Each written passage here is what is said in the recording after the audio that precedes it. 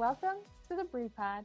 I'm here with Andrew Mainville, mountain man and a man of the wilderness. Hello. Thanks for joining me today.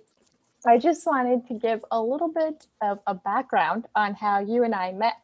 I know that technically it was through my husband, but at the time we were friends, Jeremy. I remember that he was doing a drawing because you had this table that you were making for your friends. Mm-hmm. Yeah. And I thought, well, first off, the drawings were so cool, and I'll probably share them in my little blog so they can see what we're talking about here. But one of the most, I think, memorable moments I've had with you, which is kind of random, it was when we were at a certain place. And unfortunately, at the time, I was being stalked by my ex, and he had showed Mm-hmm. up to this place, public place. And then I ran around the room and I saw you, and I remembered you from Jeremy. And I remember just coming up to you being like, hey, can you just pretend that we're talking like friends or something, even though you barely know me? Can you talk to me? And you were so gracious, and you did. And we had a really good conversation. So I had to bring you here and share. Yes, ma'am. I appreciate it.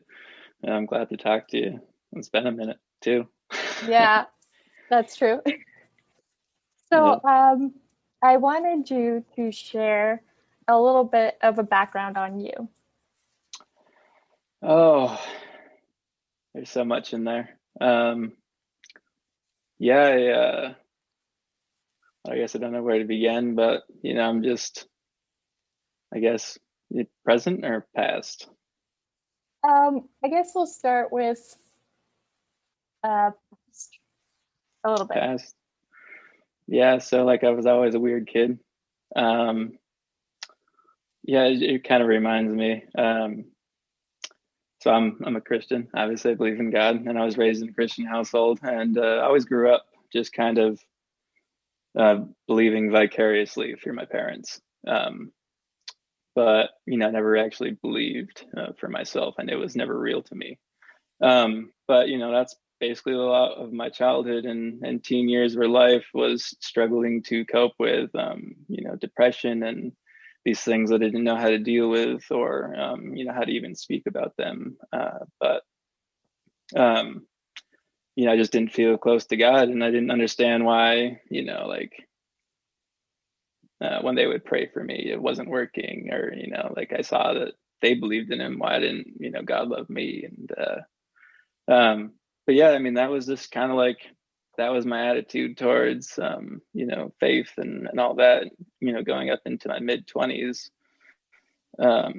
Just never really saw, God work in my life, and, kind of drifted towards other things. But, that was to my mid 20s, but then like there was a change in there, which I'll get more into later. But, then I started to see God in a different way, and it's been 10 years really, I think, about since this change in my life has started, where I actually started to see God as God. And it's been quite a crazy ride, to say the least. But yeah, it's good. Everything's good. Well, that is good. That's good that you were able to, kind of like, I guess, find yourself during that moment. But I guess like I remember that Jeremy was telling me that you went through a back injury, Oh and yeah.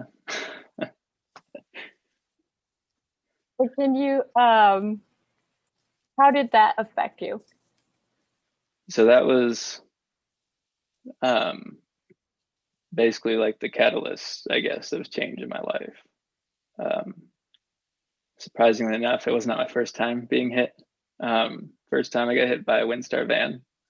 It was really stubborn. God had to hit me again. it, this time it was a motorcycle, and I ended up um, having a transverse process fracture in my back, um, which caused me a lot of pain and a lot of suffering. But I had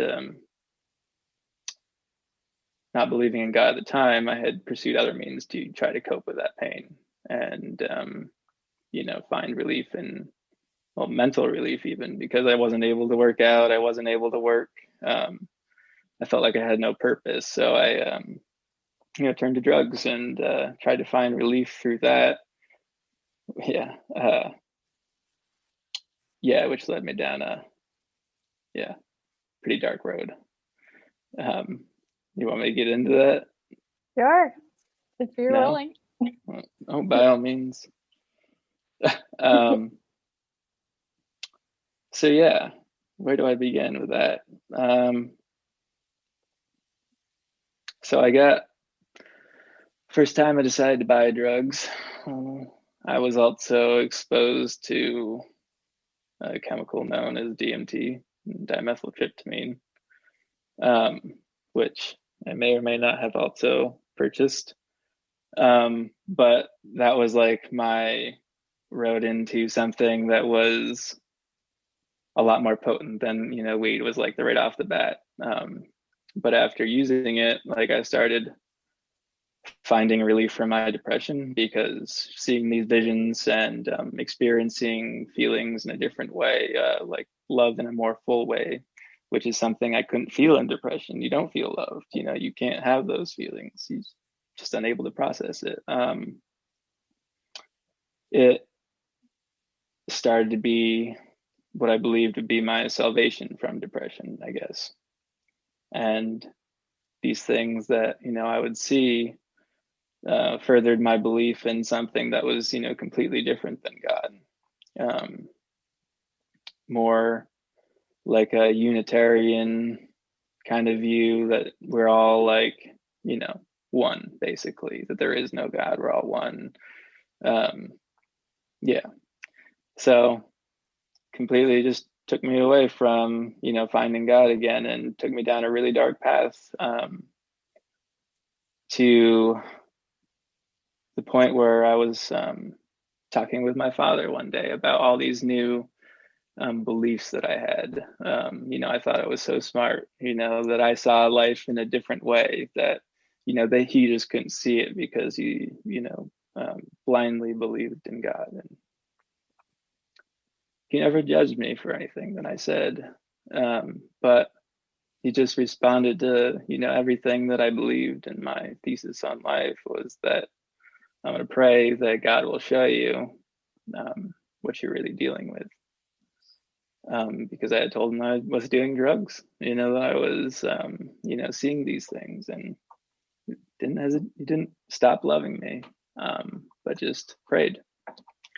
And that's what I needed, because about a week after, I'd never had a bad trip before. I'd used so many different psychedelics that I had started what they call hippie tripping, which is taking two at the same time. So I started doing that, but then everything started going bad. Everything started going negative and terrifying. And as I had mentioned to you earlier, I started seeing things in my apartment completely sober. I started feeling like weights on my chest, like something was on me. See things at the end of my bed at night, on the side of the road, like something was haunting my every step.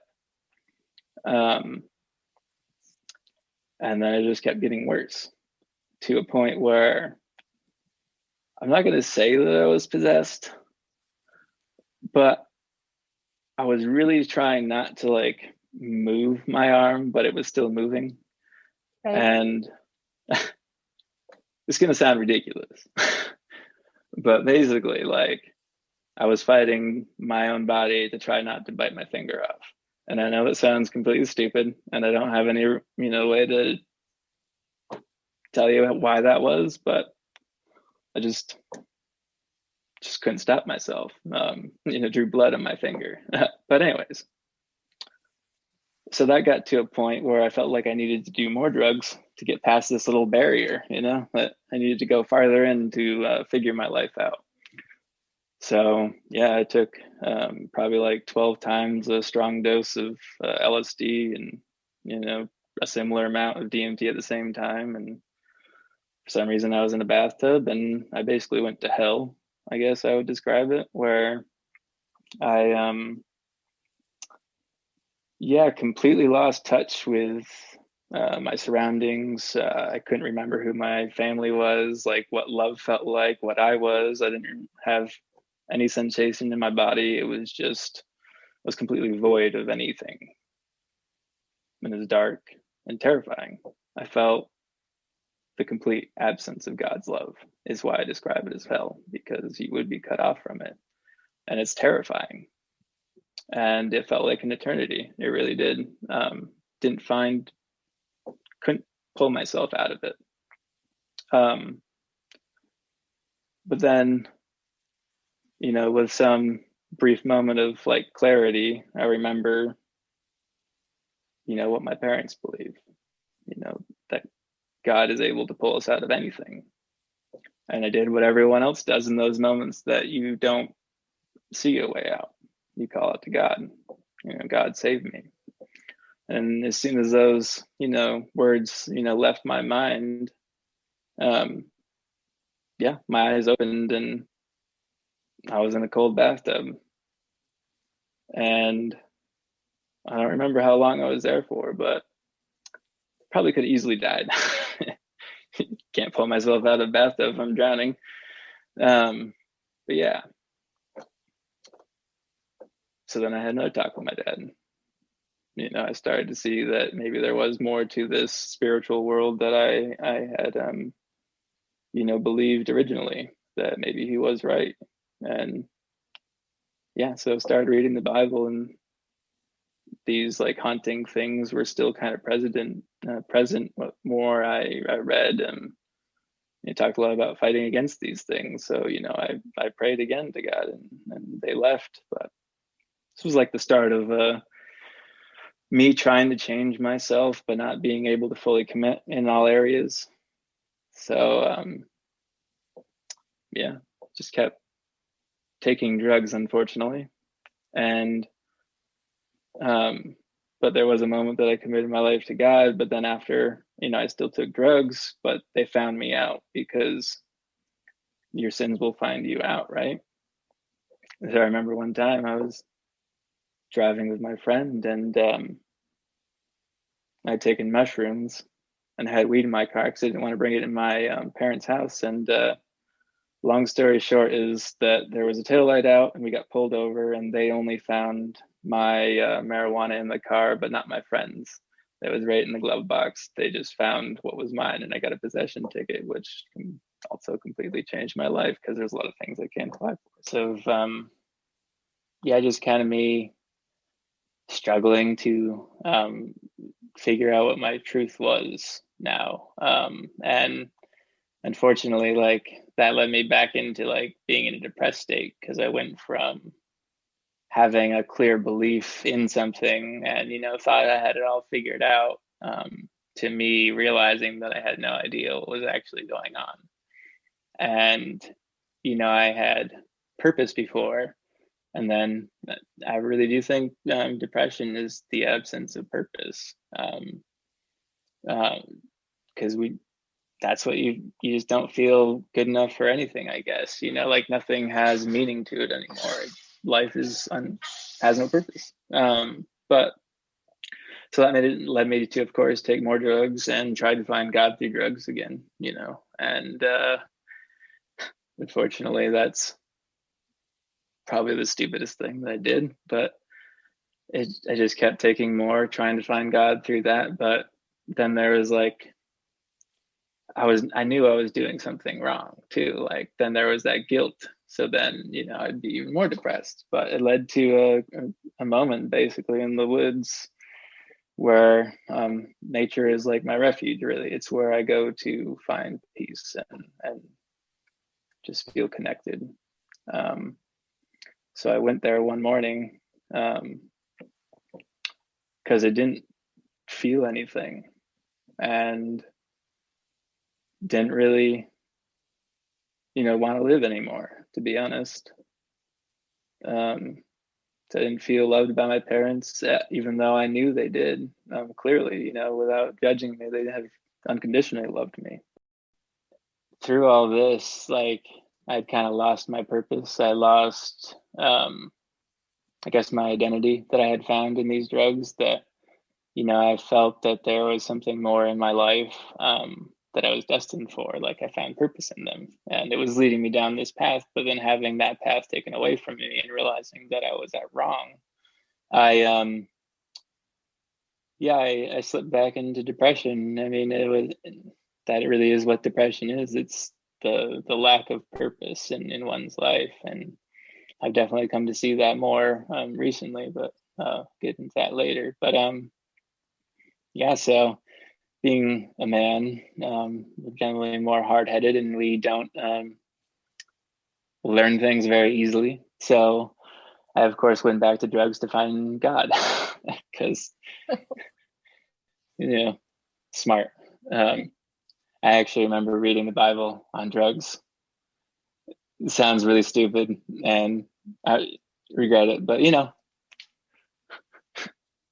I went there. But yeah, so I kept trying to find God through that, and trying to find my purpose and what my true beliefs were, but I just couldn't. And the more time went on, I just kept getting more and more depressed, and I didn't feel that connectivity anymore in using these drugs, and I didn't feel love. I just felt void, and I was really low one night and couldn't sleep. So I had gone to the woods, a place where I find peace and rest and just connected, and it always been a place of refuge for me in the past. And I just had gotten so low I didn't want to live anymore, and I hadn't gotten to the point where I'd actively pursued suicide, but the thought was, I guess, permeated my mind more and more frequently of what if I just drove off the road while I was driving, and small thoughts like that. But so yeah, I'd started off on this hike to somewhere beautiful, Avalanche Lake, and I was going to spend the night there, on this bridge at the end of this lake, and just hope to find some rest and peace. But as I started off, I made it about a mile into the woods or so, and it was a earlier spring day, or I think it was spring anyways. June. Yeah, June. And I got to this point in the woods where there was a few cars in the parking lot. There was no one else on the trails that I had saw since I started off, and I was alone as far as I knew. And it's going to sound crazy, but I heard an audible voice in the woods speak something very clearly to me, as if there was someone like right next to me, and it was that if I continued down this path, that I would come face to face with what I feared most. And at that point, it was I had this reoccurring nightmare of black bears attacking me and eating my family, and so not good dreams at all. So I was terrified of them, and like just hearing the voice, I stopped me in my tracks, and I'm I was looking around me trying to find if there was actually someone there, but I didn't see anyone. So I'm just shook it off, I guess, and like just my mind playing tricks on me. And so I started walking again, and a few steps later, I heard the same thing. If you continue down this road, you will come face to face with your fears. And kind of now I'm looking back on this, I'm seeing it in kind of a different way, that I would come face to face with like depression, I guess, and I would be confronted with both the physical fear, but also of like my emotions, that I'd have to confront them anyways. So that time, the second time I heard it, it stuck in my mind. Like, okay, there's something's happening. Like, there's no one in sight. Like, this is probably gonna happen. I guess I believed it. But I decided that, like, if it really does happen, then so be it. I'd go out doing something that I love. Probably not the best way to go out, bears. No, no. But I committed to the path. One way or another, I was gonna go there. If it happened, so be it. If not, then whatever. So yeah, it was a beautiful day, beautiful mountain, beautiful lake. Got there like towards dusk, and uh, rolled out my little bed mat because didn't have enough money for a tent. Onto this floating bridge at the end of the avalanche lake, and was laying there looking at stars. And I started to feel this bridge move. And I didn't think much of it because it was a way to get across two trails to the trail leading out.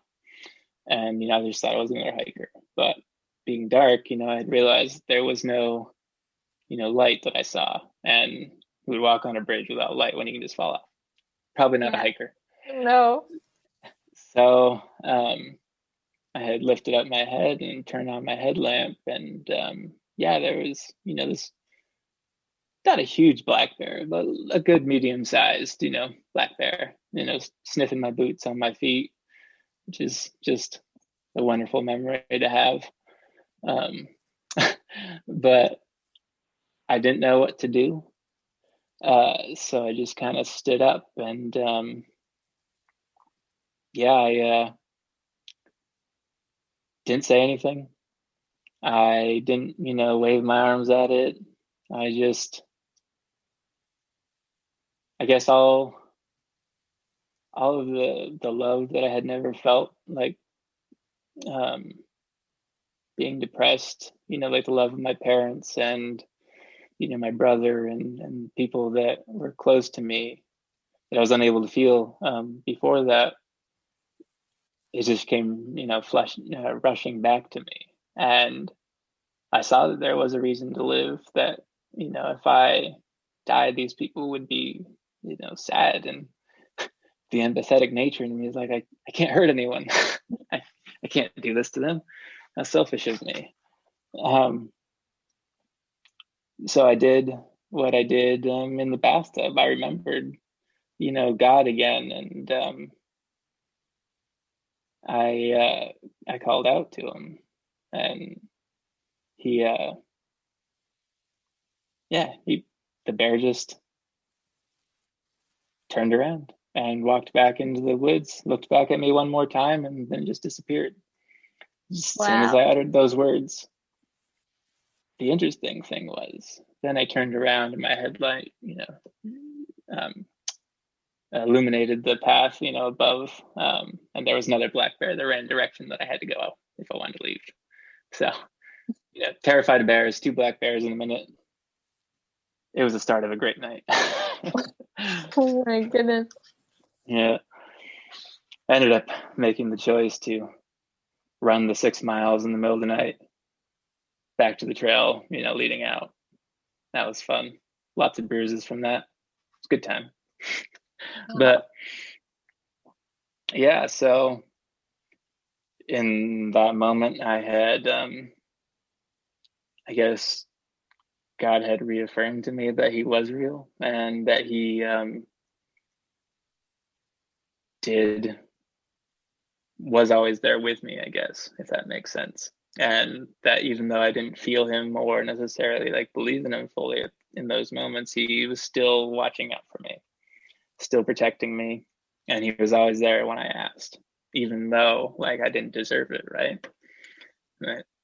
None of us do. And it was a little overwhelming, I guess, but yeah. So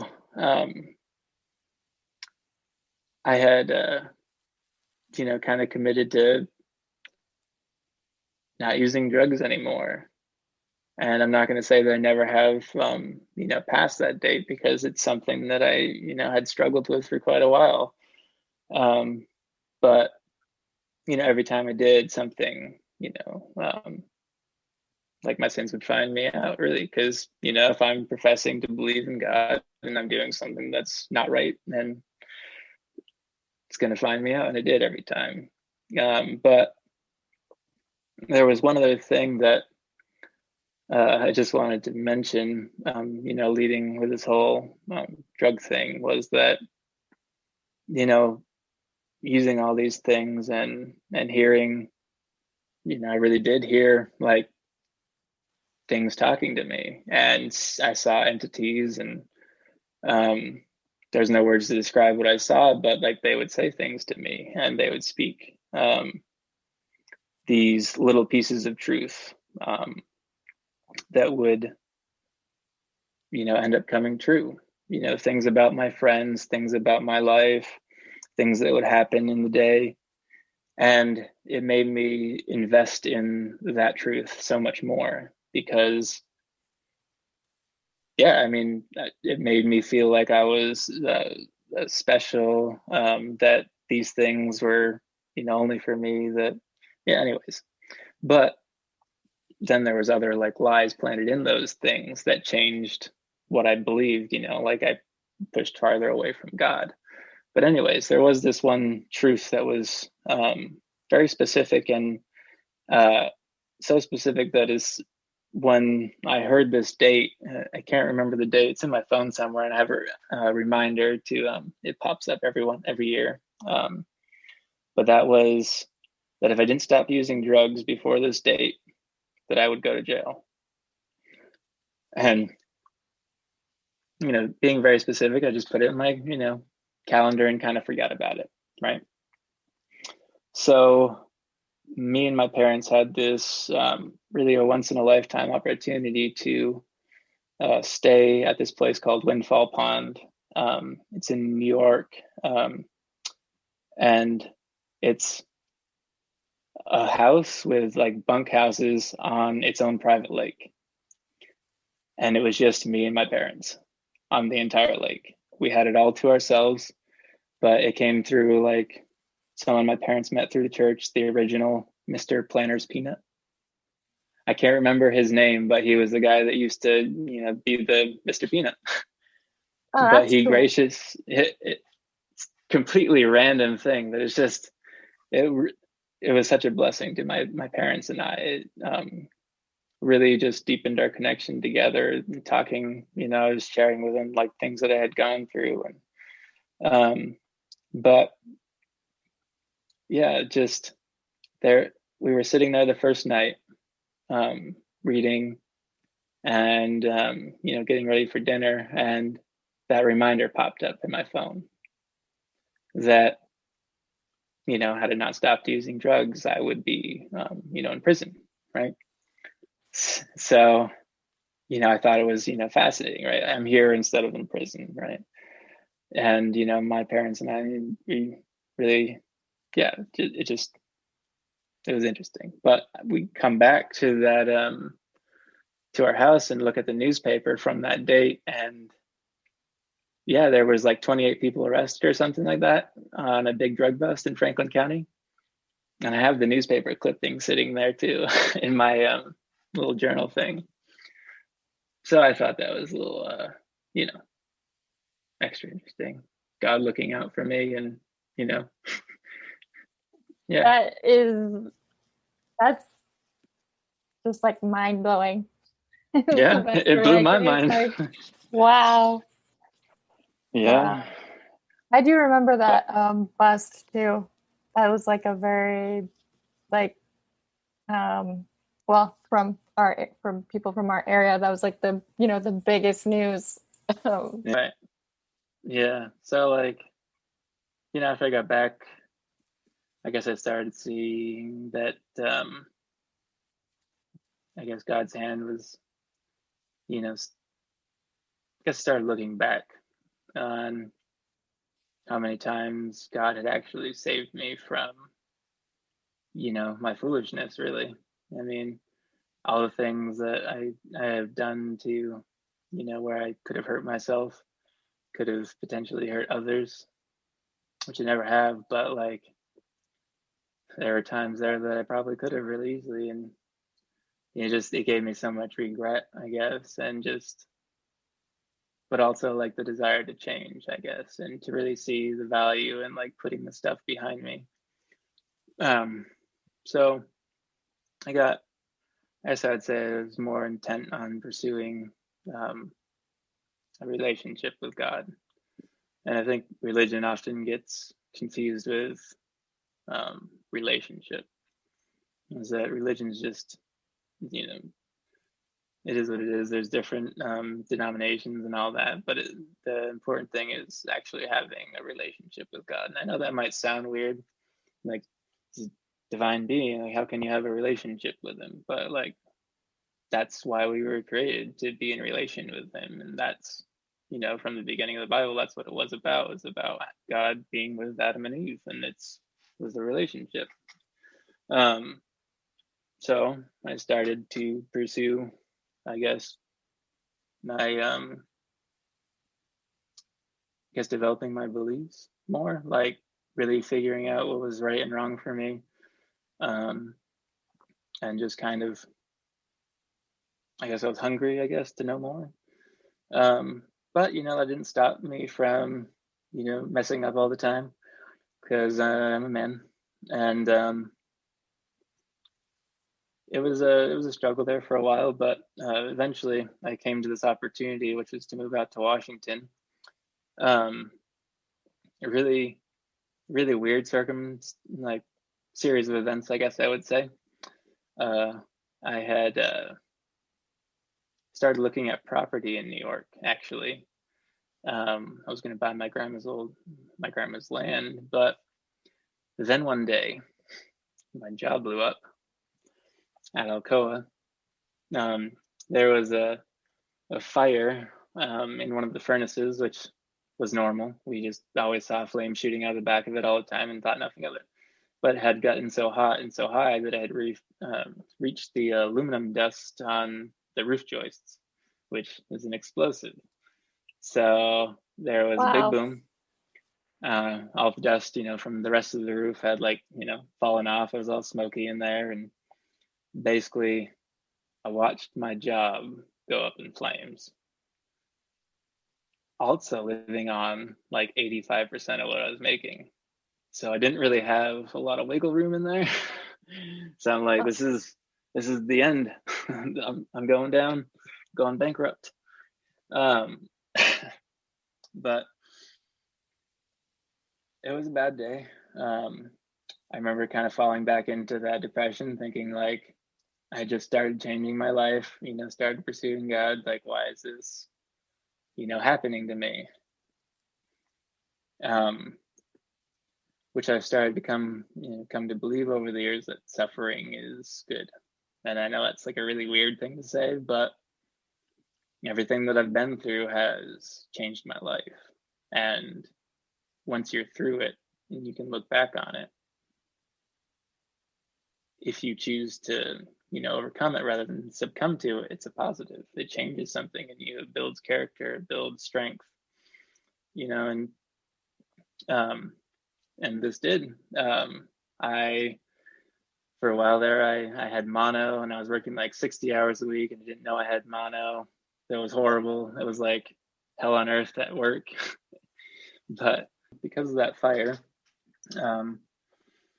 they had moved us around quite a bit, and I was working in another, you know, place, different, not the casting house, yeah, somewhere in there, somewhere in Alcoa. But it was a lot more hours, and they eventually got to the point where they had to either lay off some people because there was too many people, I guess, for the work that was, you know, there. So because of the power contract they had to offer people monetary buyouts or, you know, early retirement or something like that. And before the monetary, like, relocation, whatever they call it, was a thing, I never thought about moving. But I got the weirdest like piece, like this is something that I need to pursue. Like there's somewhere else I need to be. So originally, Washington wasn't available, I think, or I had applied to Washington, Texas, and North Carolina. And North Carolina called and they didn't have anything, which is the place I was hoping for if Washington didn't work out. But like once you turn down something, then you can't accept it again. Like the position's gone. And that happened with Texas, but Washington hadn't called yet. So I didn't know, like, if I turn down this, then I'm, missing this opportunity. So I just felt like I needed to, that Washington was the place I needed to be. So I turned them down. And I think it was the day after that Washington called me and told me that they had a job for me. So yeah, about like a month after I was pursuing, buying property, I was on my way out to Washington to live. No one up here, no family or anything, just felt like it was where I needed to be. So yeah, that Washington's a whole other chapter in my life. I guess I would describe it not so much as rebellion, but like really trying to figure out these deep-rooted like lies that I had believed about myself, since I was a child, and affected my perception of others and like their intentions for me. So my dad had driven out here with me, a great time nonetheless. Made it in 2 days, which was rough. But when he got out here, we were looking for churches, and he went with me to two places. But the first place was just where I felt like I needed to be, and that was Grace City Church. It just felt right. So, anyways, he left, and I started going to church. But then I, met this wonderful family that kind of adopted me, and they were my surrogate family out here. But yeah, the struggles never really stopped. They would come and go. At times, I'd come out here. I had started taking medication for ADHD, Adderall, and that had definitely helped me be a little bit more clear in speaking, a little bit more, I guess, less introverted. I was able to connect a little bit easier. So, but I had struggled with, do I need this because, God made me perfectly? Why do I need medication to function properly? So I'd struggled with that for years. But like every time I decided, like, okay, I'm good, I can do this on my own, I don't need this anymore, and I got off of it, I would sink into depression because I would get reclusive, I'd get emotionally drained through friendships, and I was never fully energized. So I would retreat and become reclusive when the only thing that would help me get out of that is relationships. And I couldn't see that for the longest time. And I'm only like starting to realize that, relationship is the key in any suffering, is that we can't do it on our own, that we need other people there to speak the truth into our lives when we can't feel it. I don't know. I had a hard time feeling loved by other people, and being able to like let go and be myself because I didn't think that they would like who I was. And I think, I don't know, that for one, it like limits the amount of friends, that I don't know, I have, because I have a really hard time trusting people, like with, I guess, being vulnerable because I was scared to get hurt, right? And so like I would distance myself from relationships because I don't know, I felt like I would get hurt by them when I needed them. Like that I couldn't trust them fully. So I couldn't say what was on my mind, that if I did, that they would hurt me. So in those horrible times in my life, even though I knew I needed people, I couldn't trust them. Like I didn't, I wasn't able to. And that's just a hurt that's been perpetuated through a lot of my life, because I am a naturally trusting and empathetic person, where I want to see the good in everyone, but so often it was betrayed. So a hurt develops, and unfortunately, it keeps me from something that I need. And that lie was also perpetuated out here. But in that, it helped me see the root of this fear. And it's just that I didn't feel worthy of being loved, I guess. And I think that's, something that where like a lot of this depression has come from, is that I wasn't worthy of my friends or family's love, that I had done nothing to deserve it. And that led me back to the thought that, even though I didn't deserve it, they still loved me. And it was, a clear example of God's love for us, that we don't deserve it, but He gives it unconditionally, no matter, what frame or state of mind or, what our beliefs are. It's still there. Which is kind of, again, suffering was the catalyst of change in my life. It helped me see that was something that I was holding on to, that I was refusing to let myself be vulnerable with people, and I needed it. But because of that lie, I wasn't able to. So, the past few years have been me trying to, I guess, be more trusting and trying to connect with people when I need help. And as you and Jeremy know, is that I have these periods of reclusivity, and then 6 months later I'll show up like, hey, Yeah. I'm still alive. Hey guys. Hi. But yeah, that was one of the things that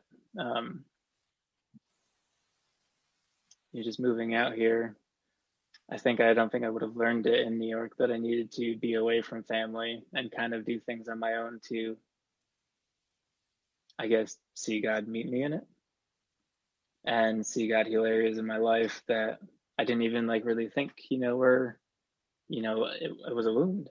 But that is partly why I believe that, suffering is beautiful, is because, it exposes areas of our life that, we might not have ever seen without it, that, we're able to be a more fuller version of ourselves because of it, and be happier and actually experience joy to a full extent. But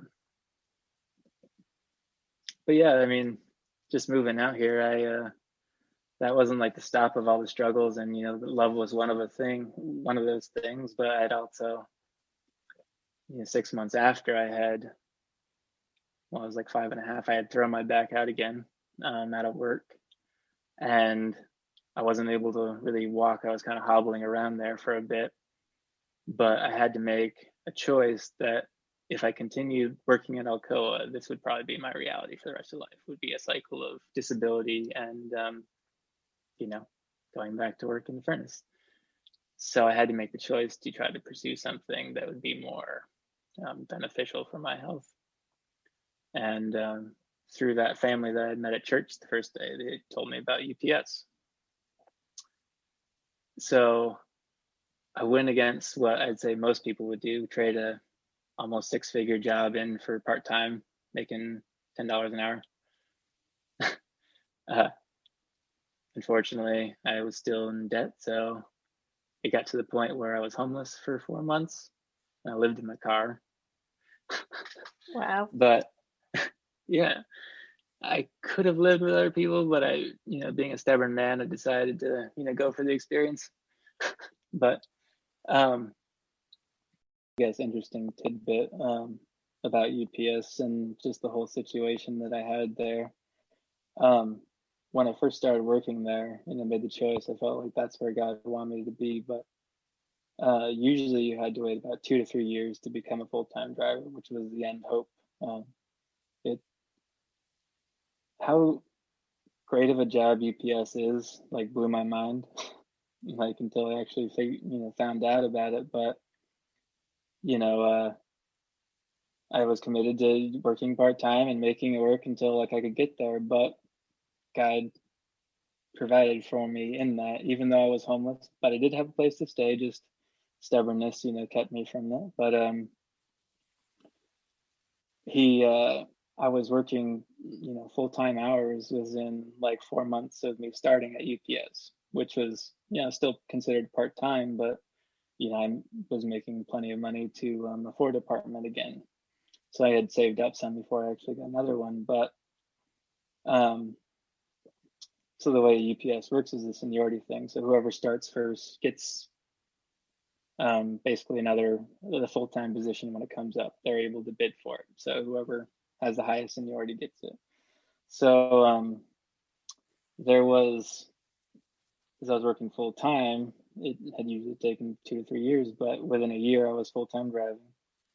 And the guy that had started a year after me had to wait another 2 years before he got a full-time position. So just making that decision when I felt like I needed to make it, instead of sticking around the other 3 weeks I needed to get the last part of the monetary buyout from Alco, which was $10,000. Because I left early, I got a much better job that I'm able to do. Recently, I was pain-free, completely. But it's also just helped, given me a better lifestyle, because I didn't have to work shift work anymore. I could do things in the afternoon, and it was, really like a great job for someone like me. Work as fast as I want. And but yeah, just from that to the following few years, I unfortunately had that deep wound hurt again. Just choosing to trust someone, but then being pushed away. So I had allowed myself to be loved and love them in return, but then I was pushed away. And there's lots of things that happen, and it's I hold no ill will against them, but it's just things would keep hitting it. But every time I went through a little bit more suffering, it was healed also a little bit farther. So this was just kind of like a cycle that had I guess just continued to show up in my life. There would be times of hurt and then times of healing, but it helped me get closer to people that would stick around, I guess, and like true friends that, like you and Jeremy, that continued to be there for me even though I wasn't present in your lives. You didn't stop caring for me and reaching out. So it started to make me appreciate those relationships more. And when I did go through those depression spells, because everyone goes through hard times, and the time that before I sought help from friends just kept getting smaller. Like I was choosing to reach out to them quicker, I guess, realize that I need them in my life to actually heal and then get better. So yeah, that kind of like there's a bunch of other stuff that happens in there, but it all came to like, I guess, like an apex, like to a point in these past 4 months that I just kind of had all those feelings come rushing back of that void, that not being able to be loved. um, just had known in my life, because I had pushed them all away, and I didn't have the strength to reach out to them anymore. Because, I mean, I'm sure as everyone experienced in 2020, it's been, a time of seclusion. We're not around friends, and for people going through, mental health issues, depression,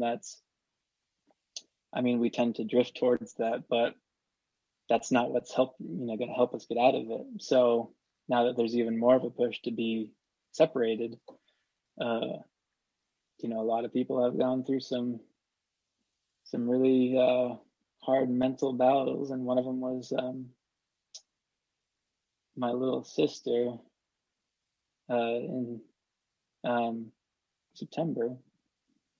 She had started going down the same path that I did, pursuing happiness through drugs. And she had started to come to the same conclusions that I had. And, we had talks about it, and just, she had originally, been saved and believed in God, but she had drifted away. And, she saw this as her truth now. But I knew where it led me, to that point where God takes away all that, the happiness that you find in those drugs.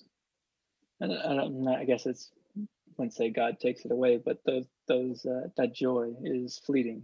It's not meant to last. It's not going to fill that hole in your heart that, I believe that God's the only thing that can fill it. But yeah, she got to the point where she just couldn't accept being loved or feeling loved, even though my parents were trying to, and constantly told her, but she just couldn't feel it. And God gave her I guess she had talked to my mom before, but she just felt God gave her like a completely sober vision and feeling, more than anything, of His love, of the love that envelops you, and she, I think, wanted to feel that again. That she understood that love was real, but once it was gone, like once that vision was gone, she missed it. She wanted it. She wanted that feeling again. So I don't know what happened, but she got to the point where she took her own life. And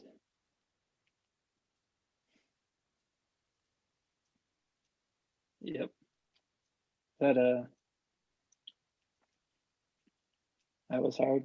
I viewed a lot of it as my fault, because I didn't stay present in her life, because I was selfish,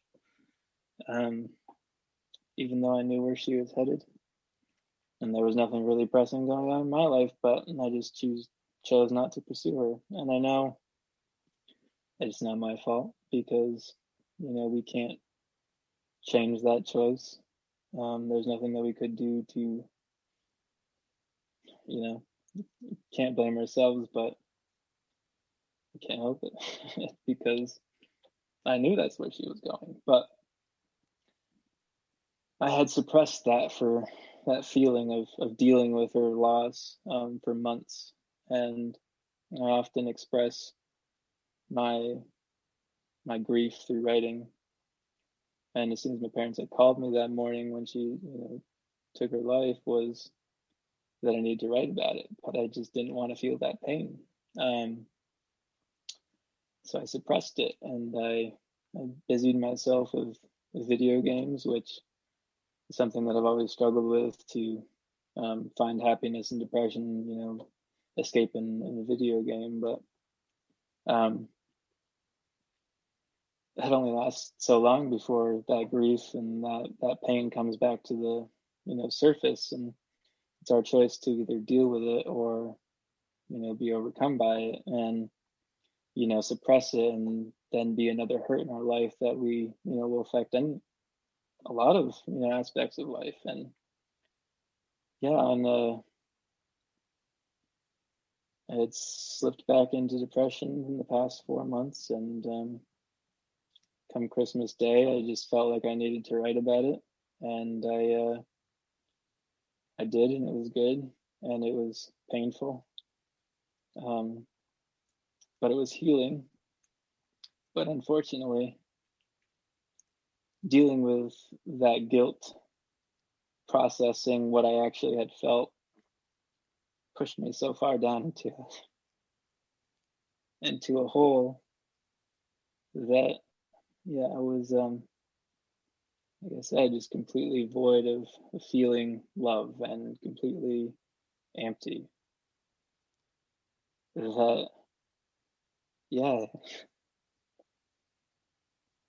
couldn't get the thought out of my head of taking my own life. And, I hadn't had this feeling for, since I moved out here. Thought it was something that I had dealt with. And it came back pretty bad for 3 days there. I wasn't sleeping. And, this thought it was overwhelming. So I chose to trust a friend this time rather than trying to deal with it on my own. And yeah, had a talk that I was naturally embarrassed about, but like I know I needed to let someone in and just let them know what I'm going through. So I did, and ended up giving him my pistol just to you know be on the safe side. But when I did share with him, that's when,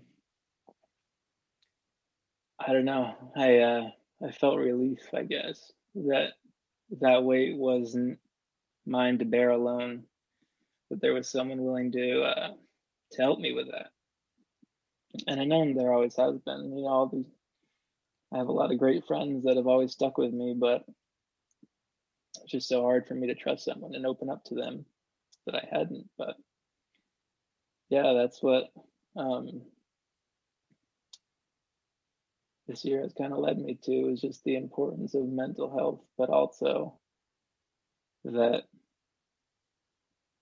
how important relationships are and how important it is to be honest with the people that you're close to, because even if you are embarrassed by what you're going through, it's just opening up to them and being around them. You're able to start healing, because we are made for community, and through each other we're able to see things in a different way and to heal and process them.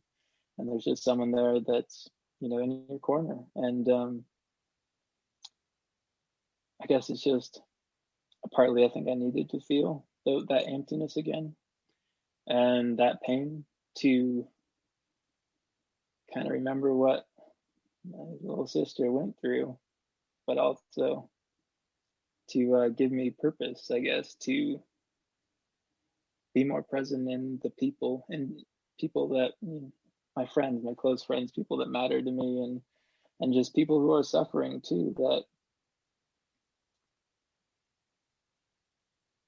I don't know, just to encourage them, I guess, to be open with the people that they're close to, be open with their family, to trust them.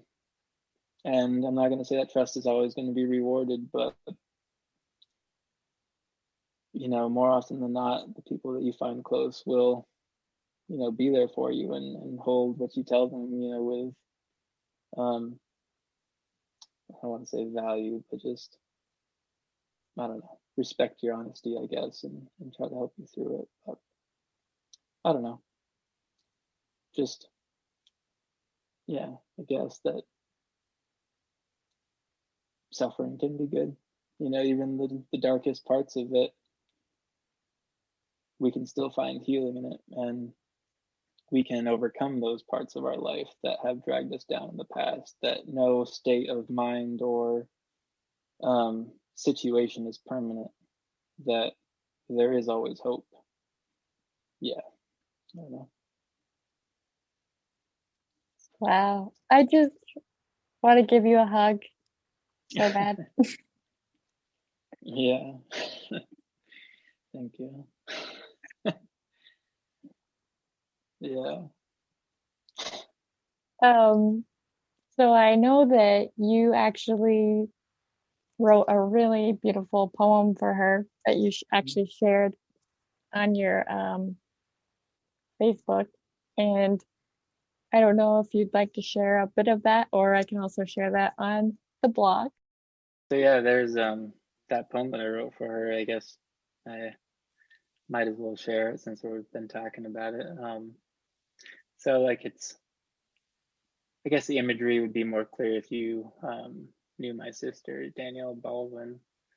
But she was, yeah, just probably one of the most unique individuals that I've ever met. Um, yeah, just completely random in every way. Yeah. Anyways, yeah, I wrote this for her, and hopefully you can see a little bit of her in it. Bear with me while I try to read this. Um, there was a sassy girl that brought vibrant life, laughter, and joy back into my parents' house. She became their daughter, my sister. You are family, you are loved. Returning home, while usually joyful, tears of loss rested, swelling in the corners of our eyes, fearful to fall, as if falling was accepting this new cold reality. Sleepless nights spent chasing away thoughts, found peace within distraction. If I stop, torment will find me. I miss you, dear sister. Scouring my thoughts, old memories, for a glimpse of you, to find you, to hold you tight, to tell you suffering is momentary in the light of eternal. This will pass, all will be well. I see you sitting upon precipice, high above. Beauty envelops you. You found peace. Your face turned away. I call out your name to see you once again. Only silence returns. Yet I hear, yet your voice, faint as a whisper, I hear within the wind, swaying the pines. I hear your voice, yet you vanished, as mist flees, warmth cast by rising sun. While no longer by my side, I see you within the beauty we shared, the last day we shared, marveling at intricacies found within life.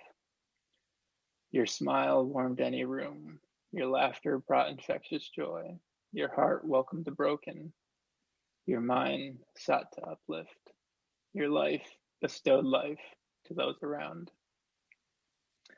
Where life surrounds, I find you, your laughter in the rustling leaves, your heart within the serenity of the wilderness, your mind in the stillness of resting water, your life in all that is green, growing vibrantly.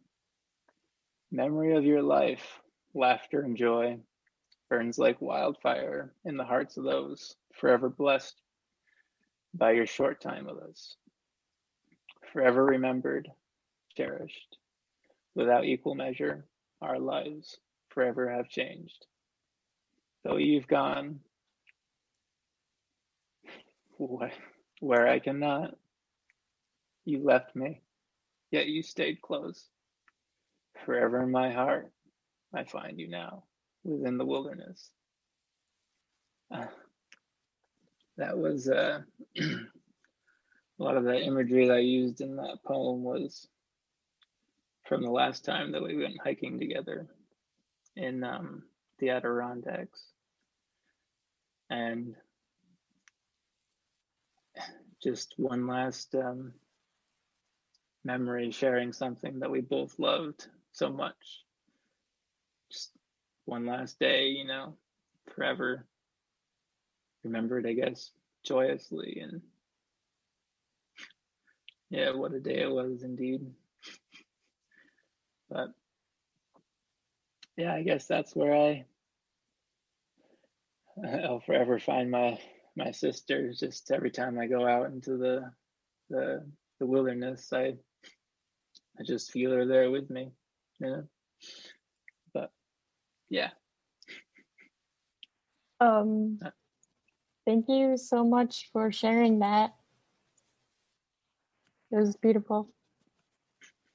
Thank you. She was a beautiful lady.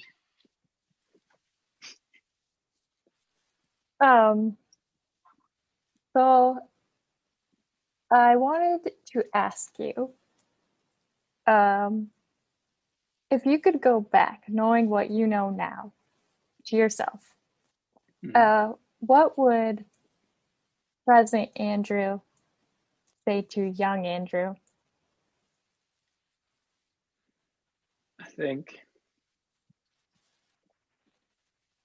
it would come down to be to take more chances, to let people in, to not be so jaded by the times that I was hurt, to not accept love when it was there in front of me. Because, as this recent, experience I went through, Christmas, was how much of a difference it made when I let someone into that pain, and how much, I guess, quicker it was to help me overcome it and at least see like the light within it. But also, I guess, to look back when I don't feel loved or feel, I guess, God, in my life, is that I can look back and see him clearly on all the times that he's changed or, well, completely altered my life, that he was always present when I didn't feel him before. So that I should trust that he's still there even if I don't feel him at the moment. If that makes sense. Yeah. Yeah. It does. And then my final question for you is, how long have you been sober for? So as I mentioned before, I am incredibly stubborn. I will say going on 2 years now, but there was a moment in there where I thought like I had a firm understanding of spiritual nature, and that if I had tried it again, maybe it would be right for me, because with anyone and using drugs to pursue happiness and joy, it's like something that never really goes away, and we can forget how I guess we forget like the true nature of what it is, and we're lured back to it. And I was in LA almost 2 years ago. I ended up taking LSD again, and what was supposed to be like a drop or two, I think was more like a squirt. So I don't really know how much I had, but yeah, it turned sour pretty quickly. Again, kind of went back to that hell that I missed so much. Yeah, I completely like forgot who I was again. Didn't know what I did. Didn't know who my parents were. I didn't even have a thought of parents. I thought I had taken too much, to the point where I actually thought about calling 911, which is, anyone who knows me, that's pretty far. But like, the worst part was that I saw that my choice had affected my friends too, which,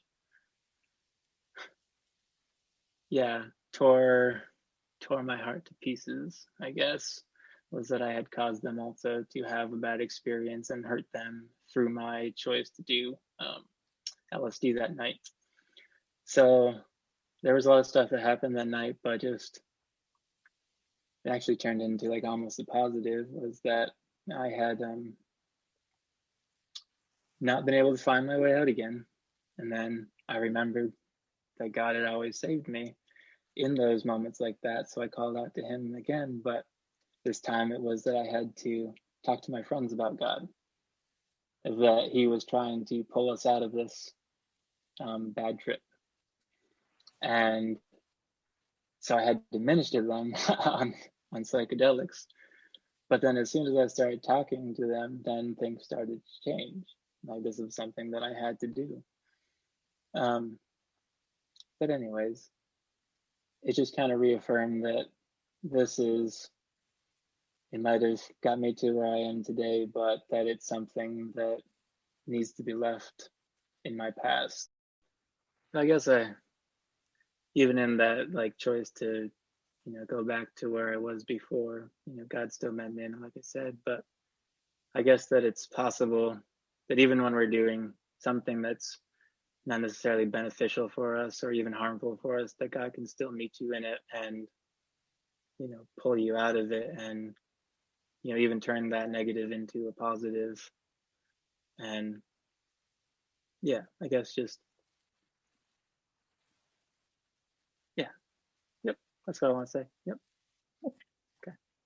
Well, I really appreciate you coming on here and sharing your story, because I know that just sharing these raw pieces of ourselves can be very vulnerable. So I really appreciate you doing that and sharing Danielle's, story as well. And normally I end my podcasts with affirmations for everyone, but you actually brought a special Irish, which my grandma would be very proud, blessing. So I would love for you to, instead of affirmations this time, to end with your blessing. Yeah, I just figure, it's a good way to go out, right? Just to bless people and yeah. So, all right, there you go. May the road rise to meet you. May the wind be always at your back. May the sun shine warm upon your face. The rains fall soft upon your fields. And until we meet again, may God hold you in the palm of his hand.